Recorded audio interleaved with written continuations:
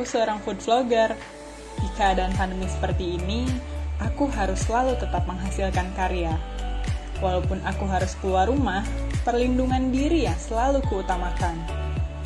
Karena sebagai wanita mandiri, kesadaran menjaga diri dan beradaptasi kumulai dari diri sendiri.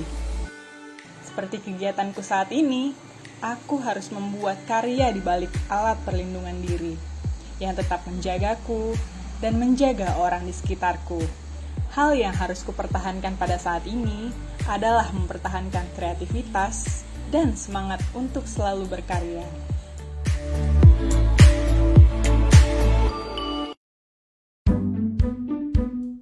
Rajin bener, mau kemana sih? Ada kerjaan. Oh, ya udah. Aduh. Masker sama hand stabilizer jangan lupa dibawa ya. Sanitizer.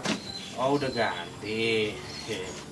Yang penting mah protokol kesehatan ya, jangan lupa. Biar sama-sama sehat, sama-sama nyaman. Bawel lu. Ih, dibilangin. Nanti kerjaannya physical distancing loh. Ah? Iya, jaga jarak.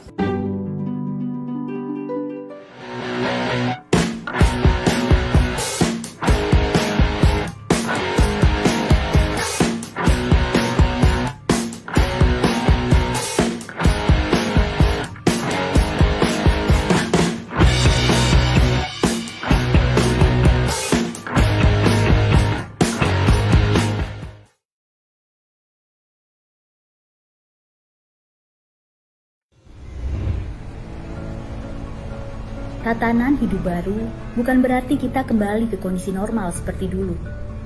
Tapi, kita memulai aktivitas normal dengan kebiasaan baru, dengan meningkatkan disiplin dan siaga terhadap penyebaran COVID-19. Seperti apakah kebiasaan-kebiasaan baru yang perlu kita terapkan? Usahakan tidak keluar rumah jika tidak ada keperluan mendesak. Jika harus keluar rumah, selalu gunakan masker. Pakai masker dengan benar dan hindari menyentuh masker terlalu sering. Saat di tempat umum, terapkan pembatasan sosial. Jaga jarak minimal 2 meter dengan orang lain. Sering mencuci tangan, terutama saat akan masuk ke dalam ruangan. Hindari penggunaan alat makan bersama saat di luar rumah. Usahakan bawa alat makan sendiri.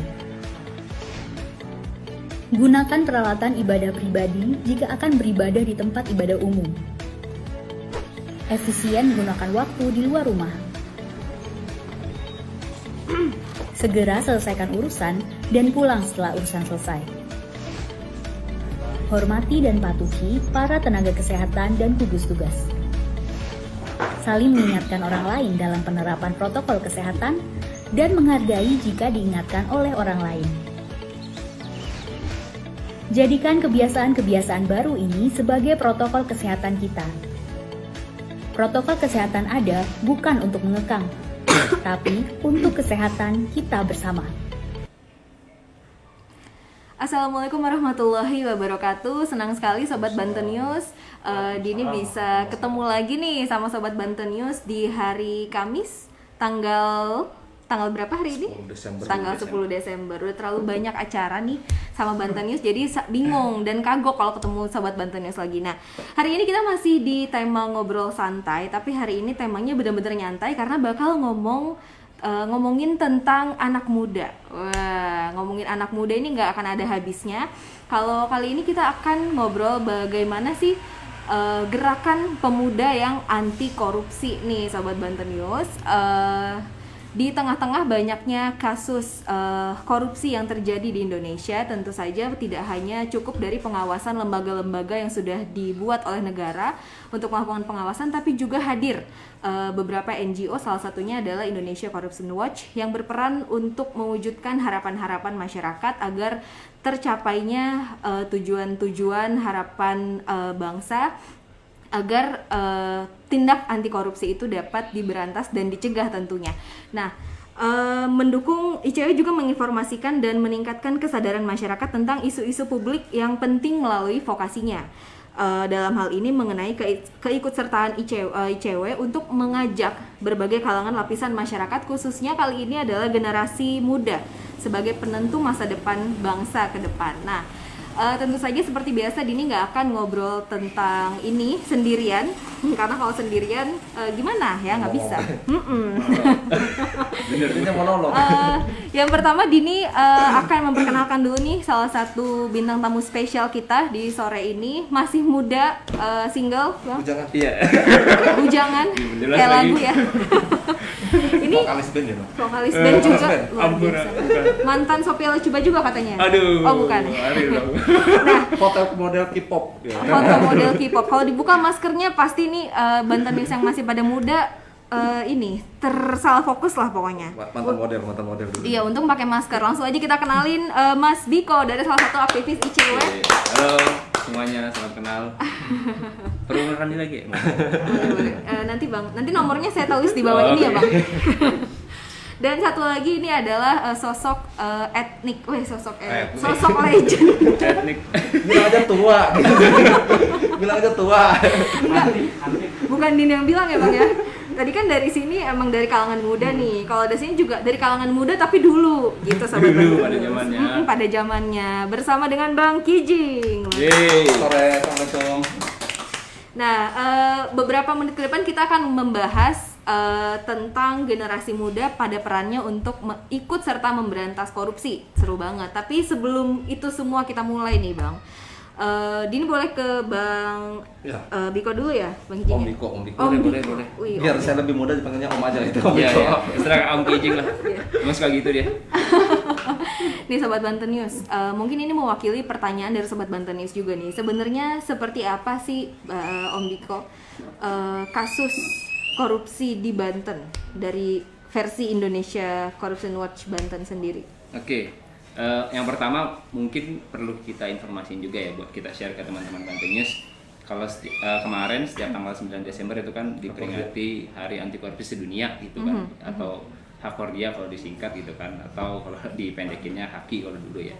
Nah, Hakordia ini sebenarnya momentum kita untuk sama-sama ingat, sama-sama momentum bersatu bilang bahwa ya korupsi ini adalah musuh bersama. Jadi itu sebenarnya disepakati setelah konferensi PBB untuk melawan korupsi itu tahun 2003, kemudian disepakati 9 Desember tuh Hari Anti Korupsi Sedunia.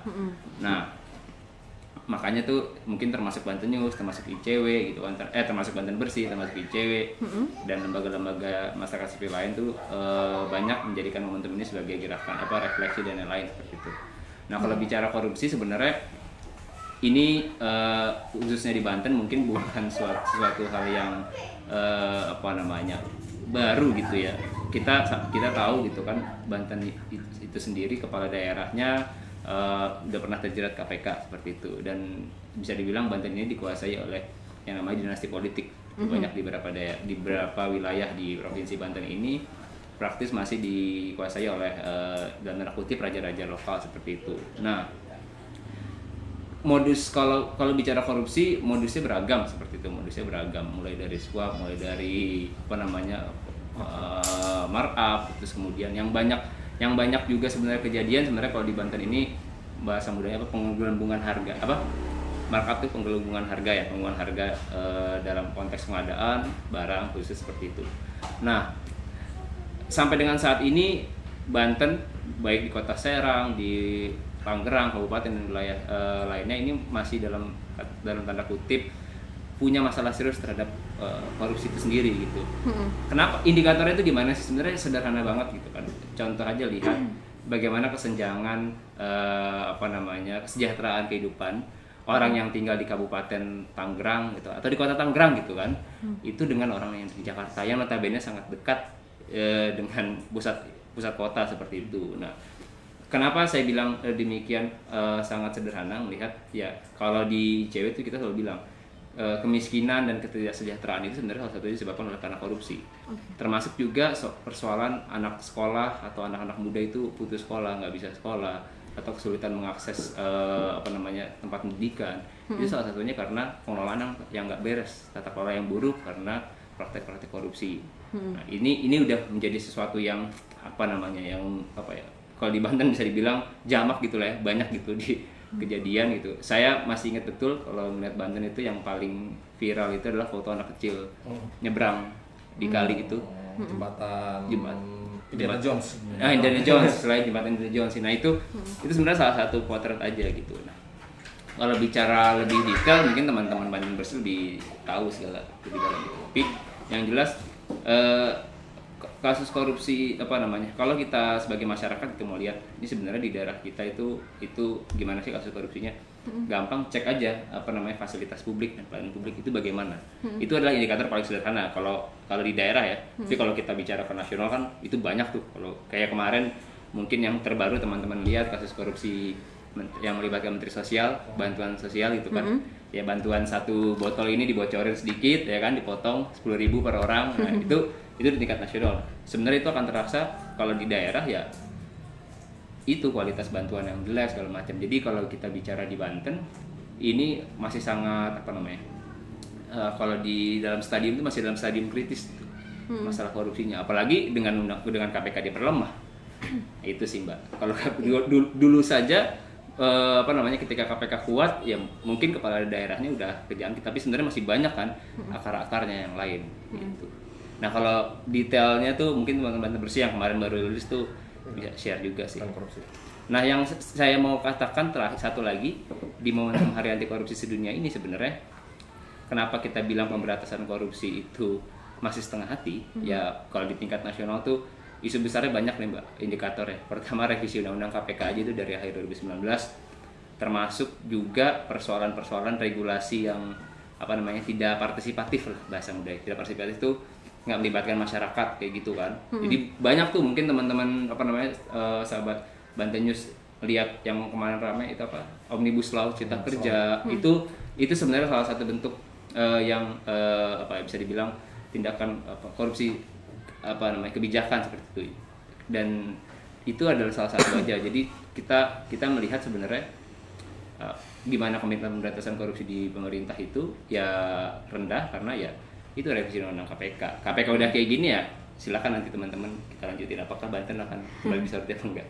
Nah, berangkat dari bahwa banyaknya kasus korupsi di Banten, terus melemahnya KPK karena kemarin RUU yang baru saja diputuskan.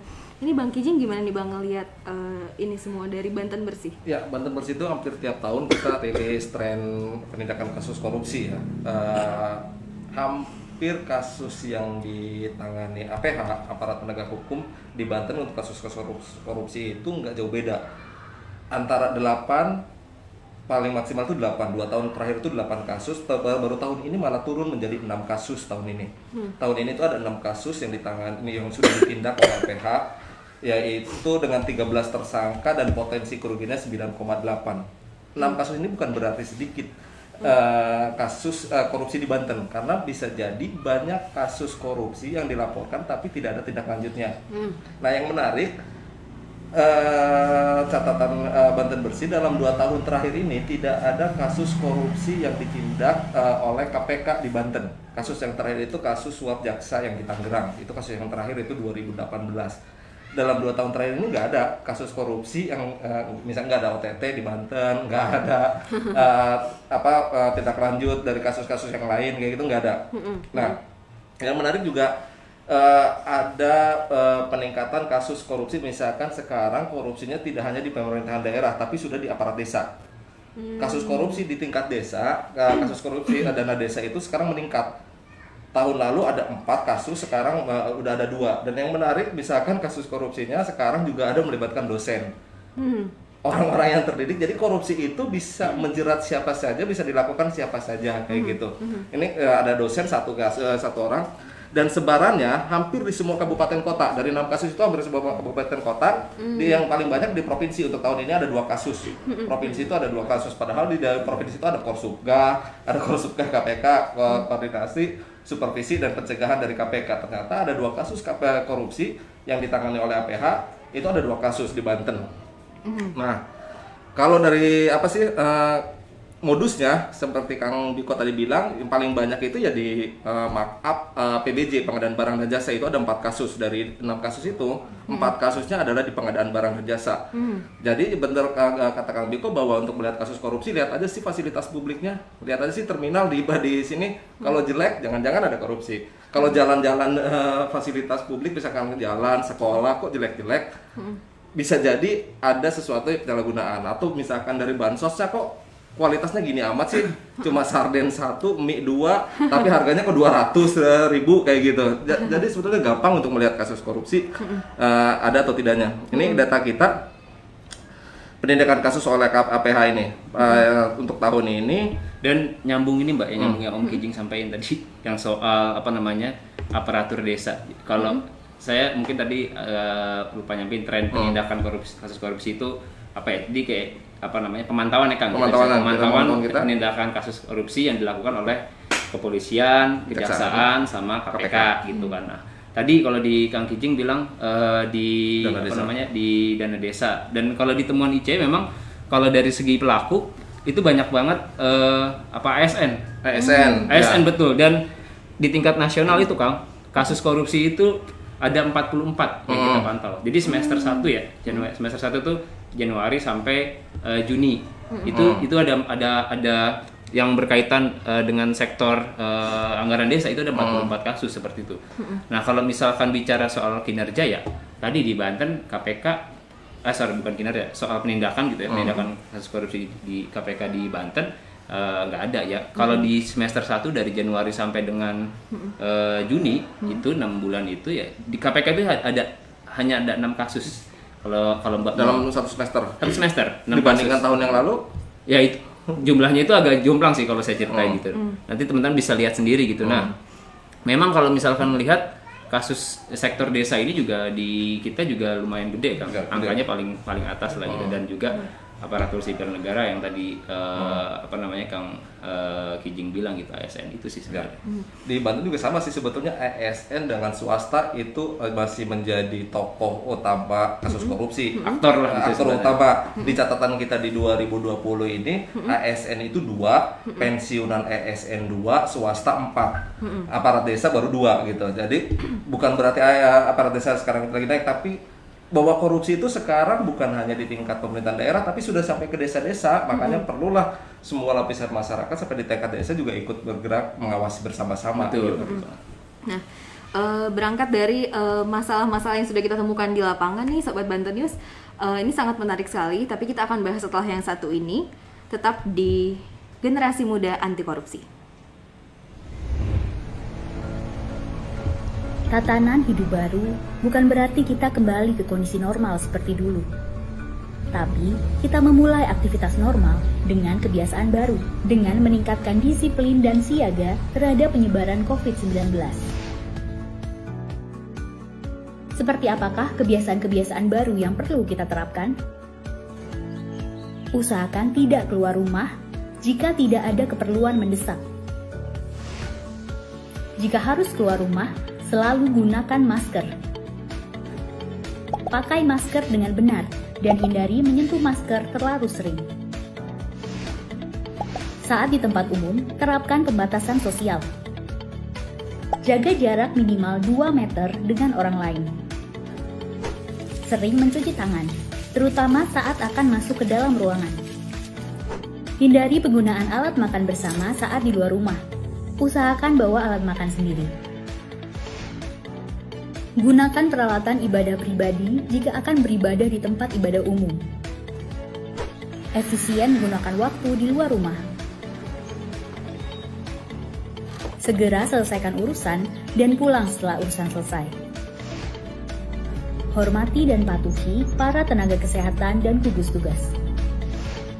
Saling mengingatkan orang lain dalam penerapan protokol kesehatan dan menghargai jika diingatkan oleh orang lain. Jadikan kebiasaan-kebiasaan baru ini sebagai protokol kesehatan kita. Protokol kesehatan ada bukan untuk mengekang,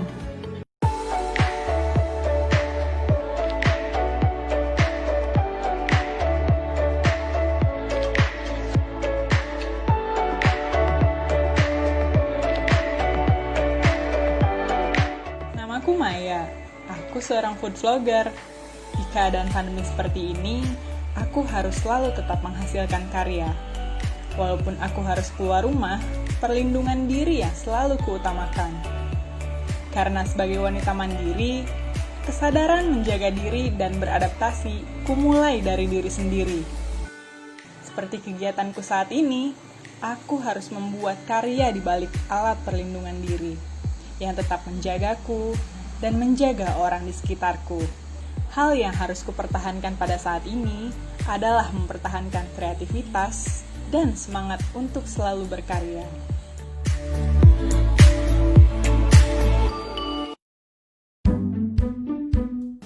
Rajin bener, dah mau kemana sih? Ada kerjaan. Oh, ya udah. Aduh. Masker sama hand stabilizer jangan lupa dibawa ya. Sanitizer. Oh, udah ganti. Yang penting mah protokol kesehatannya jangan lupa. Biar sama-sama sehat, sama-sama nyaman. Bawel lu. Ih, dibilangin. Nanti kerjaannya physical distancing loh. Hah? Iya, jaga jarak.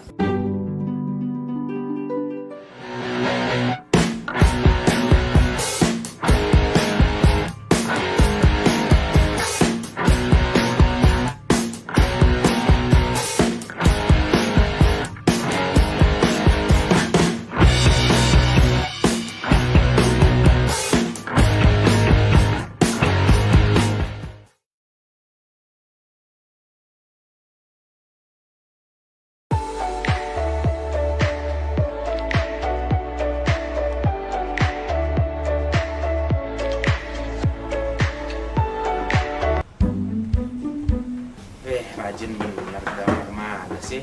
Ada kerjaan. Sahabat Banten News, kita balik lagi nih, masih ngomongin tentang gerakan anak muda anti korupsi. Kayaknya kalau denger kalimat ini kayaknya mungkin kalau milenial ngomongnya basi nih gitu kali ya, Bang Kijing ya, Mas Biko.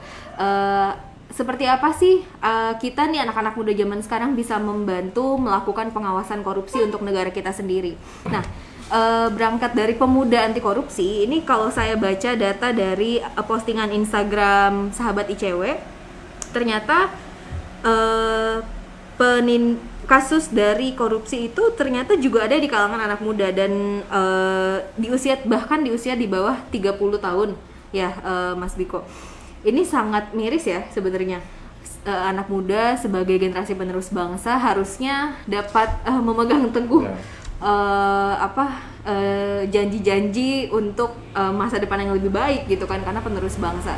Tanggapannya mungkin dari Banten Bersih gimana nih Bang? Ya, bahwa korupsi itu bisa melibatkan siapapun gitu, jangankan anak muda, tokoh agama pun ada kayak gitu kan, ASN segala macam itu siapapun bisa gitu, makanya dibutuhkan integritas itu. Makanya teman-teman misalkan kayak ICW, Banten Bersih mencoba gerakan anak muda, membangun integritas dari anak-anak muda. Kita bikin beberapa gerakan melibatkan anak muda, kita bikin misalkan sakti pelajar bareng ICW kayak gitu, sekolah anti korupsi itu ngelibatin pelajar, ngelibatin mahasiswa. Nah, kemudian juga jangan selalu bahwa isu korupsi itu selalu nangkepin orang, selalu apa. Padahal banyak kegiatan-kegiatan edukasi. Misalkan kita pernah misalkan tahun lalu misalkan kita di hari anti korupsi kita malah ngeband kayak gitu, ada mural, ada baca puisi kayak gitu. Kemudian tahun ini malah ada lomba bikin foto ya, fotografi. Jadi bisa happy juga sebelum gerakan anti korupsi itu. Jadi pada menumbuhkan nilai-nilai semangat anti korupsi itu, tentang integritas, kejujuran, kemudian apa banyak yang 9 nilai integritas itu yang ditumbuhkan kayak gitu. Karena memang korupsi sekarang siapapun bisa menjadi pelaku dan siapapun bisa menjadi korban gitu. Siapapun ya anak muda bisa jadi korban dan bisa menjadi pelaku. Misalkan kayak gini, anak-anak muda, anak-anak sekolah misalkan pernah nyadar nggak sih kok di sekolahannya fasilitasnya nggak sesuai dengan apa yang diharapkan, LED-nya jelek, bangkunya jelek, padahal mereka dapat dana anggaran dari pemerintah. Atau misalkan anak-anak mahasiswa pernah nggak sih nyadarin bisa misalkan kok kampusnya fasilitasnya seperti ini, padahal mereka bayaran tiap tahun. Pernah nggak mengkritisi keuangan di kampusnya minimal kayak gitu? Nah ini juga perlu ditumbuhkan minimal dari lingkungan yang terkecil, dari lingkungan mereka di sekolah, di kampusnya. Kalau lebih luas misalkan mengkritisi aja, misalkan kok jalan di depan rumahnya jadi bolong-bolong kayak gini, kenapa kayak gitu? Setiap tahun mereka lewat bayar pajak, setiap tahun mereka bayar pajak, setiap tahun mereka retribusi, tapi kok jalannya jelek. Terminalnya jelek, alun-alunnya jelek, lampu PJU kok nggak pada nyala, kemana uang yang dikumpulkan pemerintah itu? Nah ini yang harus dikritisi. Hal-hal sederhana sebetulnya ya masyarakat harusnya itu, anak-anak muda harus mengkritisi. Misalkan kok anak-anak muda di Serang nggak punya fasilitas untuk ekspresi, nggak punya gedung untuk ekspresi, misalnya nggak punya tempat ngeband, nggak punya tempat ini, kenapa kayak gitu? Kemana uangnya? Ini kayak gitu-gitulah. Mereka harus membaca anggaran, misalnya segala macam. Jadi anak muda itu harus sensitif, bukan berarti kita harus ngawasin proyek kemudian harus nangkepin orang, bukan, tapi mereka bisa mengkritisi dengan lagu, bisa mengkritisi dengan apa, kalau yang suka mural ya bisa dengan mural, kalau yang suka foto ya minimal foto lubang jalan di depan rumahnya itu difoto, kemudian dimasukkan di Facebook, kemudian ditulis caption, Pak Wali Kota, Pak Bupati, Pak Gubernur, kok jalan di rumah saya 5 tahun, 10 tahun masih berlubang aja. Nah itu juga bagian dari apa ya, semangat anti korupsi anak muda. Jadi jangan terlalu serius bahwa anti korupsi nih ikutan ngawasin pejabat korupsi atau enggak. Hal sederhana aja, foto misalkan foto aja nih di misalkan alun-alunnya kok gelap nih, difoto kemudian dimasukkan di Facebook, masukkan di Instagram, kritisi wali kotanya, Pak Wali Kota kok alun-alun di kota saya kok gelap kayak gini, kenapa gitu, di mana uangnya, di mana PJU-nya. Nah hal itu juga semangat untuk integrasi, menumbuhkan semangat integrasi anti korupsi. Hal-hal sederhana itu, atau mereka bikin lagu, bikin apa kayak gitu. Iya, jadi benar kata Bang Kijing ya, ini adalah langkah-langkah kompleks yang bisa dilakukan anak muda melalui media sosial Instagram. Tapi sebenarnya kita pengen tahu nih, Mas Biko, apa sih tindakan preventif program misalnya yang dilakukan ICW untuk melibatkan anak muda? Oke, terima kasih Mbak. Nih nambahin sedikit ya yang tadi Om Kijing bilang. Sebenarnya kenapa sih harus anak muda gitu? Kenapa anak muda dibawa ke gerakan-gerakan apa namanya korupsi, gerakan hukum kayak gini-gini yang politik berbau gitulah. Mungkin bahasa mudahnya seperti itu ya, kayak ini bukan urusan saya. Ya teman-teman perlu ingat tadi sudah disinggung sedikit ya.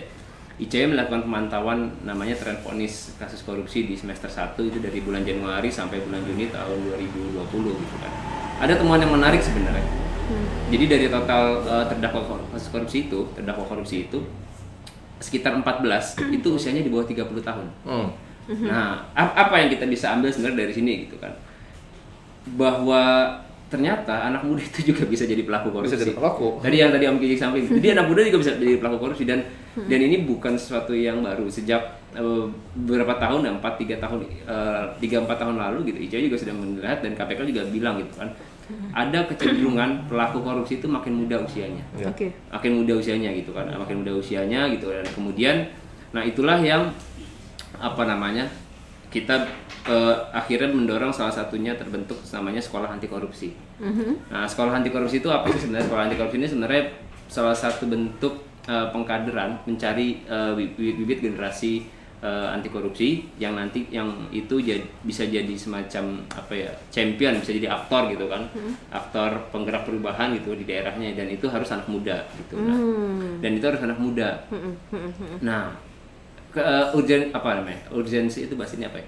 Kenapa ini sangat penting kayak gitu ya? Kenapa ini sangat penting? Karena pertama tahun mulai sejak 2020 lah ya, sejak 2020 sampai dengan ke depan itu kan ada istilahnya bonus demografi atau Indonesia Emas gitu ya. Angka usia muda itu banyak Mbak. Jadi angka usia muda produktif itu dari apa namanya 22 sampai apa namanya 30-40 itu jumlahnya akan mendominasi seperti itu. Nah, oleh karena itu ini sangat bahaya kalau kasus korupsi itu justru merenggut anak-anak muda generasi yang itu gitu. Gitu. Nah, makanya kenapa anak-anak muda itu penting untuk masuk dan terlibat. Secaranya halnya sederhana lah, nggak usah kita bicara kayak ya mungkin kalau di ICW kerjanya kelihatannya serius atau keras gitu kan. Tadi dari contoh ada lomba fotografi. Siapa sih ya anak-anak muda yang suka fotografi? Cobalah arahkan hobi Anda itu ke tema-tema yang isu-isunya berkaitan dengan masalah sosial. Tadi fasilitas rusak, kemudian protes terhadap kebijakan. Itulah fotografi. Lewat mural.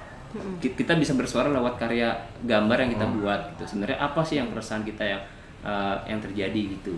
Karena dalam catatan sejarah negara kita ini kan sebenarnya besar juga karena anak muda kan, mulai dari zaman sebelum kemerdekaan sampai dengan kemerdekaan kayak gitu. Nah, disitulah sebenarnya peran anak-anak muda itu sangat penting gitu. Karena 10 tahun lagi yang akan menggang pemerintahan, yang akan di depannya sebenarnya anak-anak yang sekarang mungkin masih pada ya baru-baru pada mau lulus gitu kan, baru pada lulus 20 tahun lagi mereka yang mahasiswa nanti akan bisa jadi pemimpin di situ. Nah, kalau anti korupsi ini tidak dibekali sejak sekarang gitu kan, kebayang Indonesia yang posisinya kemarin di global corruption di tingkat Asia itu posisinya ketiga, kita jangan-jangan nanti peringkat 1 tapi peringkat 1 terjelek gitu ya, jadi jorok gitu, jadi juara pertama gitu. Yang pasti itu kan prestasi ya, bukan prestasi juara satunya. Makanya itu tadi kenapa kita penting hal-hal kecil yang kita bisa lakuin gitu, termasuk tadi lewat dongeng juga ada kok kan gitu ya.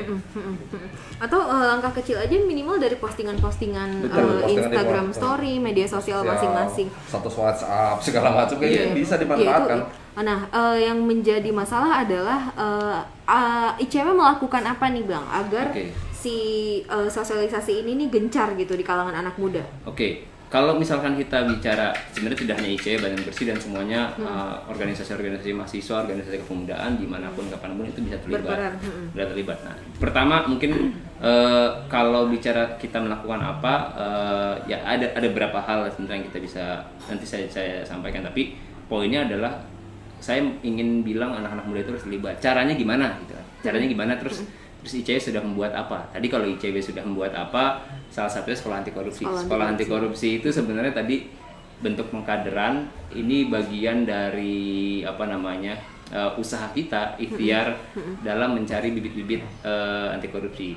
Ingat kata-kata Pak Busro Mukodas tahun 2013 itu waktu pertama kali kami meluncurkan sekolah anti korupsi, melihat hal yang sama gitu soal korupsi ini, bahwa kalau koruptor itu bisa berregenerasi, maka kita harus bisa melahirkan generasi anti korupsi. Artinya apa? Ya kita harus melahir nih generasi anti korupsi yang baru-baru. Itu kan. Itu salah satu sakti. Yang kedua, sebenarnya ICW juga punya program yang namanya Akademi Anti Korupsi.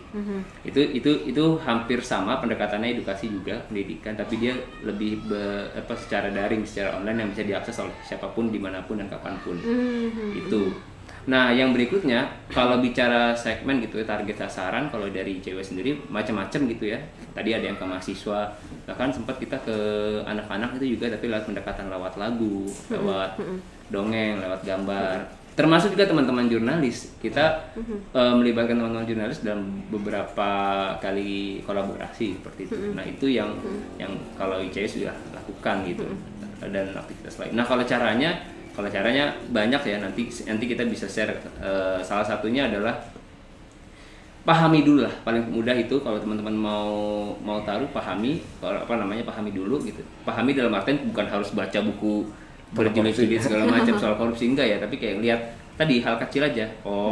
Ini kasus korupsi, ini nggak boleh, dari situ dulu. Ini dilarang, melanggar hukum, ini korupsi, ini nggak boleh. Nah, sebatas itu gitu. Jadi nanti dari situ pertama kan kita kenali dulu, setelah kenal kita pelajari, setelah pelajari baru kita kemudian bangun sikap itu juga kan, dan bangun bersama teman-teman kayak gitu. Nah, dari situ baru nanti muncullah kegiatan-kegiatan lain. Nah, ini kan berangkat dari peran anak muda. Ini kan kemarin pada saat RUU KPK ingin direvisi, itu ternyata munculnya tren baru mungkin ya bagi kalangan mahasiswa yang ternyata lebih kompak untuk turun ke jalan. Bahkan pelajar, anak-anak STM, anak STM kayak gitu. Iya, bahkan kalangan anak STM ya, yang justru malah lebih, karena mungkin masih jauh lebih labil ya. Jadi emosionalnya lebih kuat untuk muncul ketika saat aksi demonstrasi. Ini gimana Bang tanggapan ICW?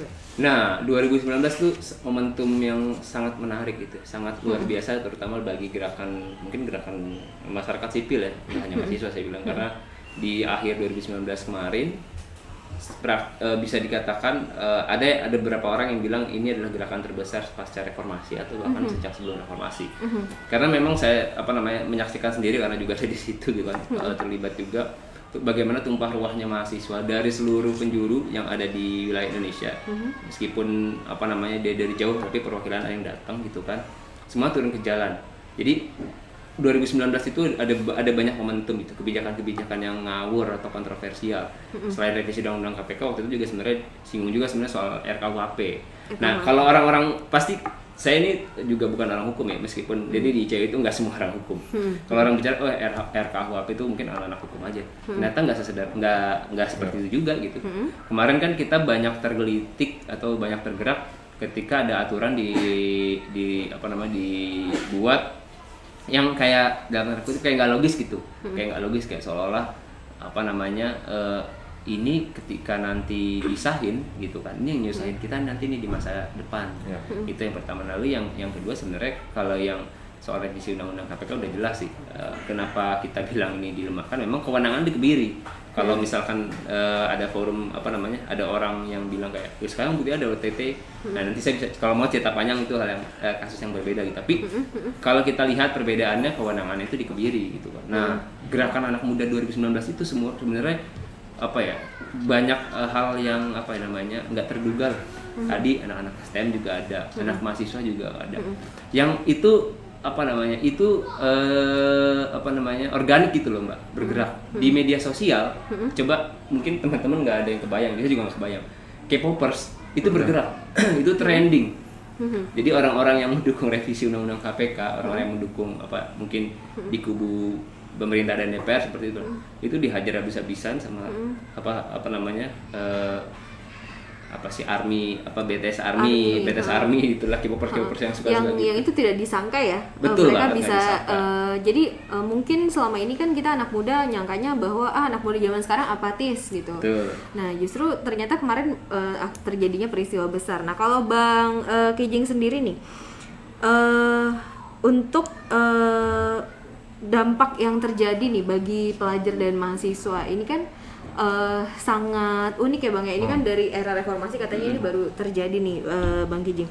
Gimana Bang tanggapannya? Ya, antusias anak-anak muda untuk ikut gerakan anti korupsi juga di Banten lumayan menarik. Misalkan 2019 kita buka misalkan sekolah sakti pelajar itu yang daftar hampir 100 orang. Padahal kuotanya waktu itu cuma 20 kuotanya karena kita seleksi juga kan. Itu sangat banyak sekali, hampir 100 gitu. Yang waktu mahasiswa juga sama. Itu antusias mereka untuk mengikuti kegiatan-kegiatan kita. Atau misalkan pada peringatan Hari Anti Korupsi, Mbak Dini juga waktu itu jadi MC-nya di alun-alun, ternyata juga banyak anak band yang ikutan, pada ikut partisipasi kayak gitu.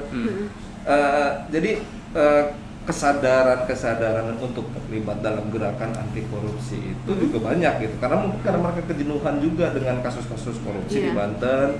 Nah, ini tinggal kita edukasi bagaimana mereka bisa semakin bergerak itu, bisa dengan lagu, bisa dengan puisi, bisa dengan segala hal, dengan status Facebook. Yang makanya di Banten Bersih misalkan ada, selain melakukan advokasi juga kita melakukan edukasi seperti itu, termasuk bikin edukasi kita bagaimana cara bikin konten di media sosial. Mas Diko misalkan itu ngelatihnya tuh bikin dengan Canva segala macam kayak gitu. Kita ada pelatihannya itu juga. Pelatihan kayak kemarin kita dengan guru-guru misalkan, dengan program lain kita bikin pelatihan untuk media belajar. Jadi jangan bahwa kasus korupsi itu orang-orang hukum lah, biarin anak-anak itu. Enggak, semua orang bisa terlibat dengan kemampuannya masing-masing. Atau misalnya kemarin kita juga bikin pelatihan dengan anak-anak muda di Kota Tangerang kayak gitu.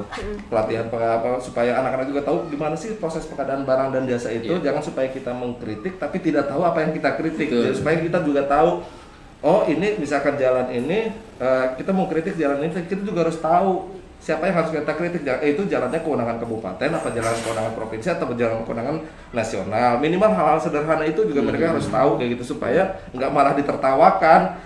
Kita ngeritik wali kota jalannya rusak, ini ternyata itu jalan nasional kayak gitu. Nah, hal-hal sederhana seperti itu juga perlu diedukasi gitu, supaya mengkritik tapi tepat gitu, supaya nggak salah sasaran. Kalau salah sasaran malah kita ditertawakan orang.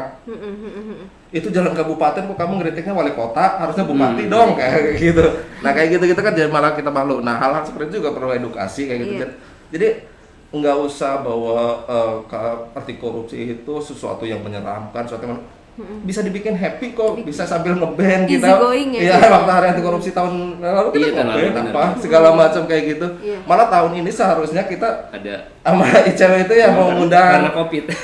mau ngundang ER kayak efek rumah kaca, kita udah bikin acara mau sakti sakti camp kayak gitu sobat besar karena Covid. Ya akhirnya kita nggak bisa kayak gitu karena Covid ini. Nah, kita ya bikin happy lah, bikin senang-senang kayak gitu, mereka diajarin bikin musik, diajarin bikin konten Facebook segala macam, tapi nanti isi kontennya itulah yang nilai-nilai korupsi kayak gitu, anti korupsi kayak gitu. Nah, Ini nyambung yang Om Kijing tadi sampaikan gitu ya. Saya yakin teman-teman semua sahabat Banten News di sini megang HP gitu kan, main media sosial, main Instagram gitu. Tadi yang disampaikan kayak gini tuh bener. Sesederhana lah. Gimana sih cara saya ambil konkret, gimana sih cara kita terlibat dalam gerakan anti korupsi gitu kan. Terus kenapa anak muda perlu terlibat kalau macam ya. Mayoritas pengguna internet di Indonesia itu anak muda, usianya usia muda. Terus semua juga melalui handphone gitu. Nah, jangan salah ya, dengan handphone ini sebenarnya kita juga bisa berkontribusi. Tadi saya ambil contoh sebenarnya di 2019 bagaimana K-popers cyber dapat memviralkan dengan hashtag. Betul, BTS Army. Sekarang suara dari media sosial itu lari ke media mainstream, media konvensional, dan itu kalau lewat media sosial kan terdengar di internasional kan. Jadi from noise to voice gitu. Jadi dari gangguan-gangguan sekedar nyinyir-nyinyir itu ya, banyak gitu kan yang protes-protes. Jadi suara akhirnya didengar dan ini jadi perhatian publik semua. Nah, sebenarnya anak muda itu salah satu yang bisa dimanfaatkan dengan dalam dukung gerakan anti korupsi, yaitu dari media sosial yang kita pakai. Sebarin banyak kok konten, nggak cuma dari ICW ya. Bisa dari ICW, bisa lihat dari beberapa macam NGO, dari mungkin TI atau dari Greenpeace atau dari LBH, LBHI dan lain-lain. Banten Bersih juga sama gitu. Nah, itu teman-teman bisa olah itu gitu, bisa buat gitu kan yang kira-kira teman-teman sukai, teman-teman cocok gitu kan. Nah, sebarin pesan itu lewat media sosial. Iya, luar biasa ya, banyak sekali ternyata solusi-solusi yang memudahkan kita sebagai anak muda untuk terlibat dalam proses pencegahan anti korupsi gitu ya. Sekalian nih di segmen ini kan kita ngomongin anak muda dalam perannya anti korupsi. Mungkin boleh di-share nih Bang Biko, tadi kalau misalkan mau gabung ikut sekolahnya gimana? Terus di Bang Kijing ada buka kelas lagi nanti misalnya? tahun depan kalau dengan ICW ada lagi, kita buka lagi Sakti. Tahun ini seharusnya kita buka karena ada Covid, akhirnya kita nggak buka. Semoga aja tahun depan ICW masih kita bisa gandeng gitu, buka lagi Sakti, mungkin dengan pelajar atau mahasiswa, atau kita bikin youth camp itu, anak-anak muda kita camp kayak gitu, mereka belajar Sakti, kemudian kasih workshop segala macam, tergantung nanti Om Biko. Oke, Tapi kalau mau gabung bisa follow Instagram kita bisa lihat di Twitter juga informasi-informasinya. Iya, mungkin Sobat Banten News ada yang penasaran nih, Instagramnya apa Bang? Boleh di-share langsung? Kalau Banten Bersih. Banten Bersih. Kalau ICW, sahabat ICW. Sahabat ICW nih, Sobat Banten News yang penasaran sama obrolan kita lebih dalam, langsung aja follow. Di sana banyak banget ya Bang informasi-informasi yang bisa mendukung kekepoan kalian hari ini tentang peran pemuda untuk ikut melaksanakan Banten yang bersih. Luar biasa. Sobat Banten News, kita masih akan lanjut di segmen ketiga dengan sedikit permainan yang lucu mungkin dengan bersama dua orang yang sangat-sangat favorit ini. Nanti setelah jeda yang satu ini.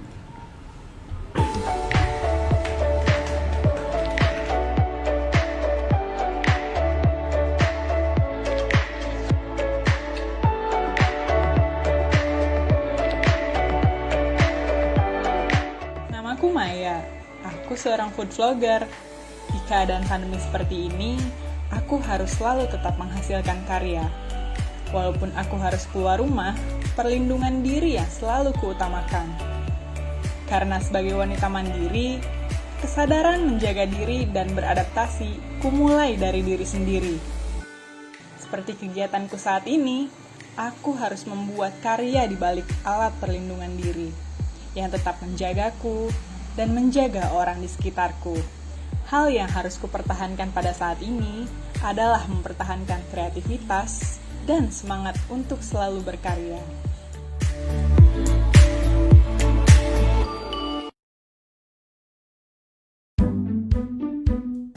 Rajin bener, dah mau kemana sih? Ada kerjaan. Oh, ya udah. masker sama hand stabilizer jangan lupa dibawa ya. Sanitizer. Oh udah ganti. Yang penting mah protokol kesehatannya jangan lupa. Biar sama-sama sehat, sama-sama nyaman. Bawel lu. Ih, dibilangin. Nanti kerjaannya physical distancing loh. Ah, Iya, jaga jarak.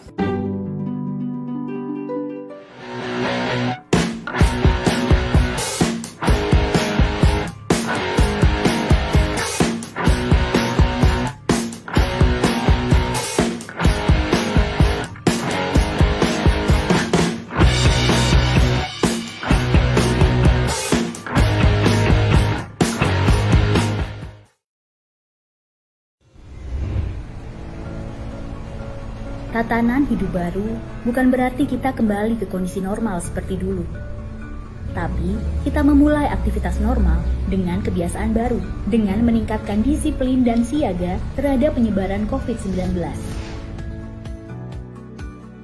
Seperti apakah kebiasaan-kebiasaan baru yang perlu kita terapkan?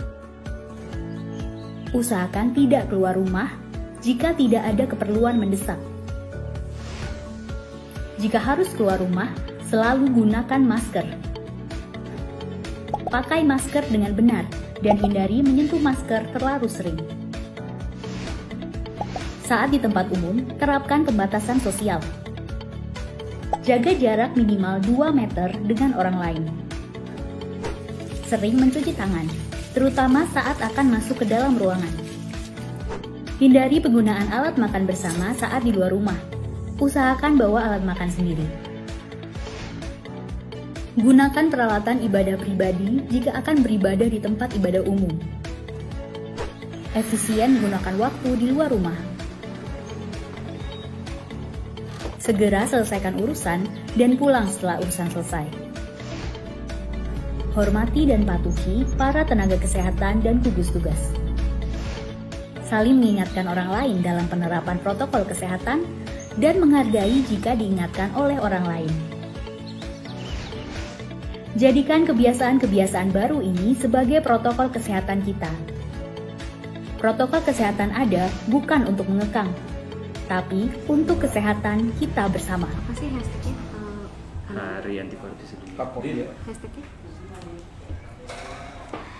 Sobat Banten News, kita masih balik lagi nih ngomongin gerakan pemuda anti korupsi. Nah, tadi kita udah bahas lebih dalam gimana sih caranya menjadi anak muda yang punya jiwa-jiwa anti korupsi sejak dini, dan ternyata simpel bisa dilakukan dari tangan kita sendiri, bahkan dari gadget lewat media sosial kita melalui ide-ide kritik mengenai kebijakan-kebijakan publik dan lain sebagainya. Tapi kalau tadi kita udah ngebahas ini itu nih, sebenarnya sebelum kita main ke gamesnya nih, sesuai tadi janji Dini mau tanya dulu nih, sebenarnya menurut ICW sendiri peran KPK nih gimana Bang sejauh ini untuk memberantas korupsi? Oke, ini pertanyaan banyak ditanya sama Tapi kamu. harus jawab singkat. Oh gitu ya. Berat juga ini ya. Ya lanjut. Strategis sejujurnya. Strategis. Dengan kalau ya strategis sesuai dengan mandat didirikan KPK. Ya, mandat didirikan KPK.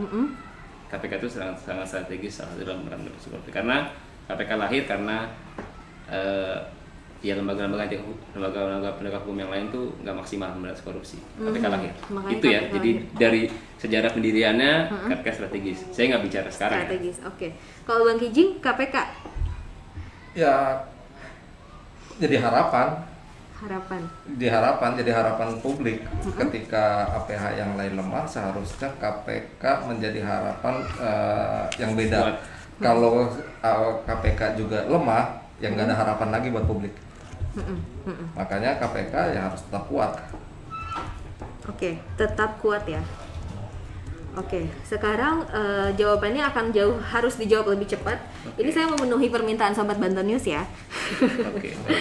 Coba, kalau misalkan nanti Bang Biko dan Bang Kijing udah baca tulisan yang ada di kertas, harus jawab singkat, langsung gitu, tanpa mikir. Oke ya? Oke.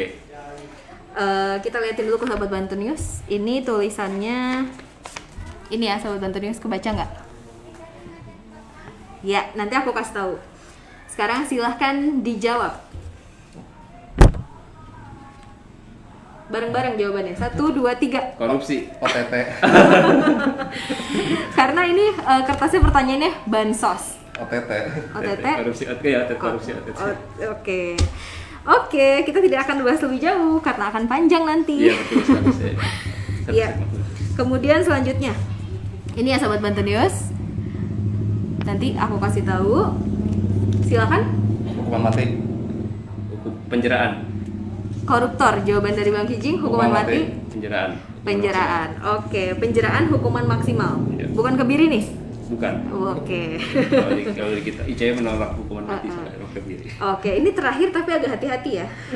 ICE menolak ke hukuman mati Iya. selain kebiri. Enggak, ICE menolak hukuman mati, kita lebih ke apa namanya? Penjeraan. Lebih penjeraan, efeknya ke perampasan aset, Agar kemiskinan lebih menderita tepatnya. pelan-pelan juga Soalnya- seperti yang karena dirasakan undang-undangnya masyarakat. masih ada kok, hukuman mati masih dibolehkan. Ada di undang-undangnya, penerapan aja belum ada.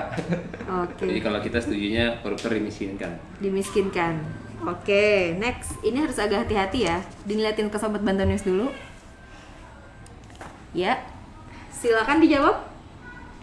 Matiin mic. Mikrofon. Kacau ini. Itu gampang sih hati-hati karena itu Ini terlihat. kertasnya Puan Maharani. Jawaban Bang Biko? Matiin mic. Matiin mic. Bang Kijing? Mikrofon. Jadi sama kita. Oke. Itu dia tadi ya, sedikit ice breaking kita untuk ngomongin anti korupsi.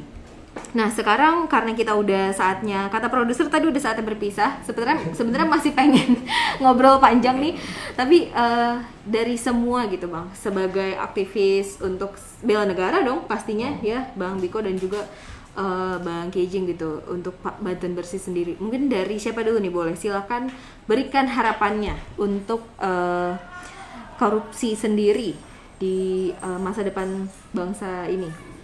Dari saya, Yang masih muda, yang masih muda. Berarti nengoknya ke kanan dulu ya. Ya, di Hari Anti Korupsi Sedunia tahun 2020 gitu kan, harapannya tentu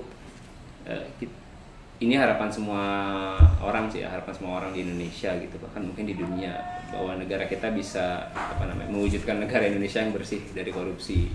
Bersih dari korupsi ini kemudian membawa kita kepada kesejahteraan masyarakat gitu. Karena apa? Karena sampai sekarang ya kesenjangan antara yang miskin dan kaya itu masih kelihatan. Nah, itu salah satunya kan disebabkan karena korupsi. Jadi harapan ke depan di momentum ini, di momentum Hari Anti Korupsi, sebenarnya masyarakat makin kuat. Makanya tadi salah satunya penting anak muda untuk terlibat. Masyarakat makin kuat, kita harus makin bersatu gitu. Meskipun KPK sudah diperlemah, tapi bukan berarti masyarakat juga harus melemah. Malah harusnya sebaliknya gitu. Kita yang menguat seperti itu. Bagaimana ya tadi bersatu gitu, bersatu. Kita gabung satu sama lain, jadi bangun komunitas anti korupsi. Salah satunya kalau di Banten bisa gabung ke Banten Bersih, itu kan Banten Bersih. Nah, dari situ kita saling sharing, bangun pengetahuan, belajar gitu kan, termasuk juga untuk mantau. Nah, ketika Indonesia ini bersih dari korupsi, ya kesejahteraan itu akan terbuka gitu kan, akan semakin terang gitu, dan negara kita bisa jadi semakin maju seperti itu. Karena banyak analis bilang salah satu faktor ekonomi kita yang buruk ya juga karena korupsi seperti itu. Jadi berantas korupsi bersama-sama gitu, berani gerak untuk perubahan, panjang umur perlawanan. Luar biasa. Dari Bang Biko, dari Bang Kijing. Ya, salah satu semangat reformasi itu adalah pemberantasan korupsi, kemudian maka lahirnya KPK segala macam. Nah, di Hakordia ini tentu saja kami berharap bahwa KPK sebagai salah satu anak reformasi itu semakin kuat dalam upaya penegakan kasus korupsi. Kalau KPK-nya kemudian lemah, ya jangan-jangan reformasinya yang dikorupsi sekarang. Hashtagnya kan reformasi dikorupsi. Reformasi habis dikorupsi. Iya, reformasi habis dikorupsi. Makanya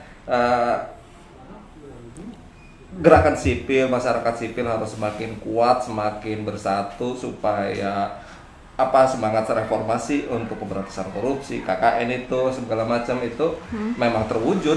Kalau memang itu masyarakatnya lemah, tidak ada lagi semangat reformasi itu, ya wassalam lah, berarti reformasi memang habis dikorupsi kayak gitu. Jadi harapan saya bahwa semua pihak harus ikut bersatu, bergandengan tangan, masyarakat sipil untuk menjaga anak-anak reformasi itu kayak KPK segala macam supaya jangan dilemahkan. Udah itu aja Bang? Ada lagi yang mau ditambahin? Cukup. Cukup? Jadi jangan lupa buat, ini mungkin pesan buat sahabat Banten News bilangnya, Iya. Banten News, teman-teman di Banten, di Serang dan sekitarnya di Provinsi Banten gitu lah. Ayo sama-sama terlibat. Paling sederhana kita bisa mantau pelayanan publik di sekitar kita atau fasilitas publik di sekitar kita.